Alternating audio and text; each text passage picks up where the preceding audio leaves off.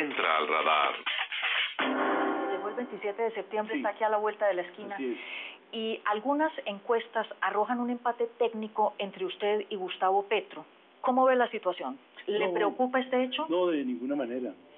Yo me atengo a lo que he visto en el país. Hemos hecho actos incluso que ya casi nadie hace de plaza pública, hermosos, con multitudes, además de gente muy entusiasmada, de gente que revela un gran compromiso con el partido. Yo pienso que vamos a ganar la consulta. Sin embargo, Petro viene subiendo sostenidamente en las encuestas, ¿no es así?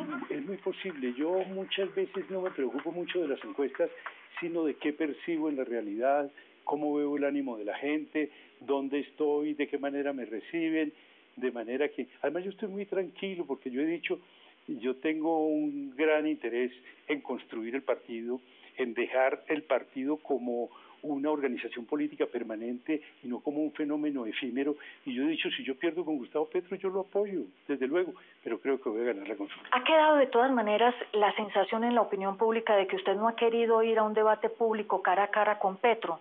¿Usted cree que ese debate sea posible todavía antes del 27? No, por una razón muy simple. Justamente yo estoy muy interesado en mantener la unidad, en consolidar la unidad, y yo he sido sumamente respetuoso, sumamente gallardo con mis adversarios y no me han pagado con la misma moneda. No quiero contribuir a que se ahonden divisiones. Yo muchas veces pienso que las decisiones no se derivan tanto de concepciones ideológicas distintas, sino de ofensas personales. ¿Se ha sentido ofendido por Petro particularmente? Es decir, he recibido un tratamiento peyorativo y no quiero ahondar en razones, pero eso es lo que yo tengo en mente y por eso prefiero que él exponga su propuesta y yo la mía. Correcto. Gane quien gane la candidatura presidencial del Polo Democrático, el Polo está enfrentando de cualquier manera una coyuntura electoral bastante compleja. Para comenzar este aspecto, este tema, quisiera preguntarle si usted cree que el presidente Uribe, como sea, será candidato presidencial en el 2010. Hay algún compañero mío de la campaña que es un gran jurista y él dice, es que no puede, y no puede por esto y no puede por aquello. Y le digo, olvídese de eso, yo también soy jurista, pero cuando hay un desentendimiento total de las reglas, ese no significa nada. Es decir, el doctor Uribe, si se propone sacar adelante su candidatura, le importan poco las reglas constitucionales, le importan poco las reglas legales. Yo pienso que ellos planean la estrategia de ese modo. ¿De qué manera podemos burlar las reglas y que la gente nos apoye en la violación de las reglas? Aquí desde hace mucho tiempo se dice que echa la ley, echa la trampa. Y parece que desde el gobierno se está oficializando esa conducta que me parece pérfida para la democracia. Supongamos que la Corte Constitucional le da luz verde al referendo por la reelección y usted fuera candidato presidencial del Polo. ¿Qué piensa proponer frente a ese referendo? ¿Votar el no o la abstención como propone Petro? Yo fui magistrado de la Corte Constitucional y recientemente me preguntaban ¿a cuál magistrado recusaría usted? Y no recusaría a ninguno. Yo sé que cuando uno se enfrenta a una responsabilidad de esa naturaleza, prima lo que mi profesor Miguel Moreno Jaramillo llamaba la dignidad de la investidura sobre cualquier antipatía o cualquier simpatía. Yo tengo la certeza de que la Corte va a declarar inconstitucional el referendo. Supongamos que eso no sea así. Movámonos en este escenario. Perfecto. Que la Corte aprueba el referendo. Usted haya ganado, por ejemplo, la candidatura del Polo.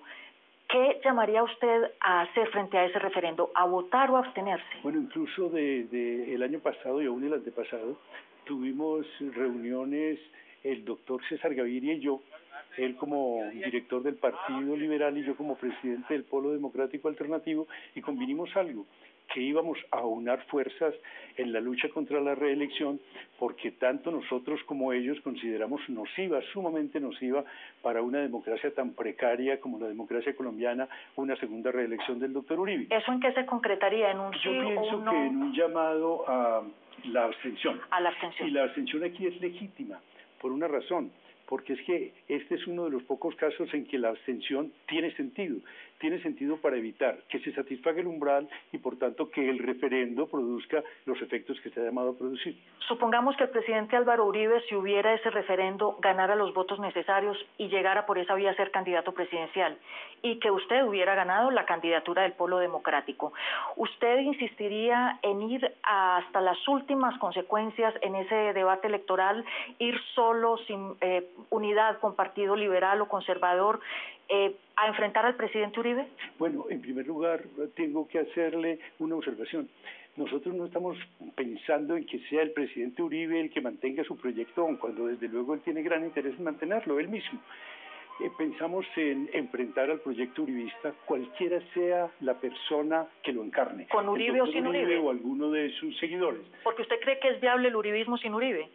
Yo pienso que sí, yo pienso que desde luego él es un candidato muy fuerte, pero hay muchas personas, uno se pregunta incluso por qué tanta desconfianza del doctor Uribe en sus seguidores, si hay muchos que se han asimilado su filosofía, la filosofía de la seguridad democrática, la filosofía de una consolidación del statu quo que hay en Colombia, que es lo que el proyecto uribista se propone. Hay muchos que están dispuestos a seguir ese mismo rumbo, pero él parece desconfiar de sus seguidores y quiere ser él. Pero le voy a responder la pregunta que me parece muy importante, porque hay quienes me tachan a mí de enemigo de las coaliciones. Yo no soy enemigo de las coaliciones, yo soy amigo de las coaliciones, pero eso sí, con condiciones, que sean coaliciones programáticas en torno a puntos muy específicos, que no contribuyan a la desvalorización de la política nacional, que ya no es una política de proyectos, sino una política de aparatos enfrentados, y por tanto que el polo, que en este momento yo diría que está reinaugurando el bipartidismo en Colombia, porque tiene un proyecto claro en oposición al proyecto oficial, se disuelva por temor a Uribe. Correcto. O sea, no está cerrado del todo a una alianza de la oposición, buscar un candidato único contra Uribe o contra quien represente al uribismo. Lo que ocurre es esto: yo soy leal a los mandatos del partido y el Congreso del partido y la dirección han dado un mandato, y es que el partido debe ir con candidato propio a la primera vuelta, pero desde luego el propio Congreso, la propia dirección pueden disponer otra cosa. Sí, porque estamos hablando de un candidato que tiene el 70% en este momento de simpatía, de aprobación. Yo, de todas maneras, ahora hablábamos de las encuestas, y yo no me desentiendo de las encuestas, desde luego, pero hay que tomarlas con granus salis. No, está bien, pero indican algo. Sí, pero yo pienso que han ocurrido tantas cosas que es imposible que la mayoría de los colombianos y de las colombianas no hayan percibido lo que ha ocurrido. Es que se está oficializando como política desde el gobierno la impudicia, la política de la arrogancia, de la inmoralidad, se están cometiendo delitos frente a la opinión pública a la luz del sol. Si la Corte Constitucional no le diera luz verde al referendo, ¿usted qué piensa que hará el presidente Uribe? ¿Usted piensa que va a nombrar un sucesor, le va a hacer un guiño a alguno de sus sucesores? ¿O usted cree que el presidente puede buscar otra vía para llegar a la presidencia? No, yo quiero pensar más bien en que le va a hacer algún guiño a alguno de sus seguidores. ¿Usted está más? Pienso que esa reunión con algunos de los más significativos dirigentes uribistas tiene ese sentido. Naturalmente no ha trascendido a la opinión, pero yo creo que la conjetura es plausible. ¿Usted descarta, por ejemplo, una asamblea constituyente? Porque el uribismo soltó hace unos 4 meses la idea de una asamblea constituyente. ¿Usted cree que eso sería viable? Hay que analizar de una manera muy cuidadosa la circunstancia. La idea en sí misma de la Asamblea es buena. Yo mismo la propuse en algún momento para algo que me parece muy importante, para establecer las reglas de la reforma política, porque esas son las reglas de juego de la democracia, y ahí sí no debe haber mayorías ni minorías, sino que son las reglas equitativas que debe observar todo el mundo. Desde ese punto de vista, ¿usted cree que Uribe podría echar mano de esa herramienta? A mí no me extrañaría porque él es muy partidario de la, llamémosla entre comillas, democracia plebiscitaria, y naturalmente que su formulación de un tiempo para acá del estado de opinión como un estado superior al estado de derecho le está abriendo camino, o le puede abrir caminos a propuestas de esa naturaleza.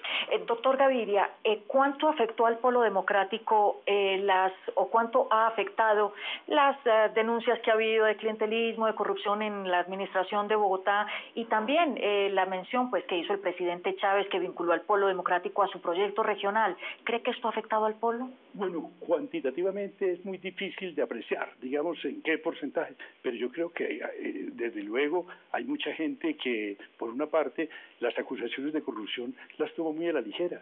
Yo he dicho, hay que tener presente algo, y es esto: en Colombia existe el principio de la presunción de inocencia y de la presunción de buena fe, y ese principio cobija también a los funcionarios.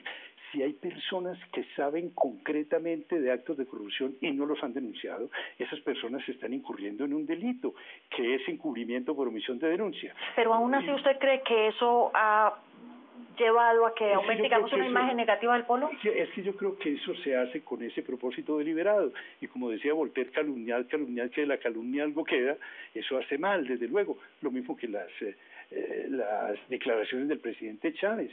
Nosotros tenemos un partido que es absolutamente autónomo, independiente, y el presidente Chávez nos hace mucho mal con esas declaraciones, tratando de exhortarnos, de darnos directrices políticas. Yo celebro mucho que algunos de sus seguidores, de los más sobresalientes, creo yo, nunca lo conocí personalmente, pero sabía que estaba muy próximo a él, ha abandonado el Polo Democrático Alternativo diciendo, no, qué decepción, este no es un partido de izquierda chavista como yo lo imaginaba, porque eso ha recibido gran rechazo dentro del Polo Democrático Alternativo. Doctor Gaviria, muchísimas gracias por su amabilidad. Gracias a ti, muy amable. Ahí está Amparo Pérez, las dos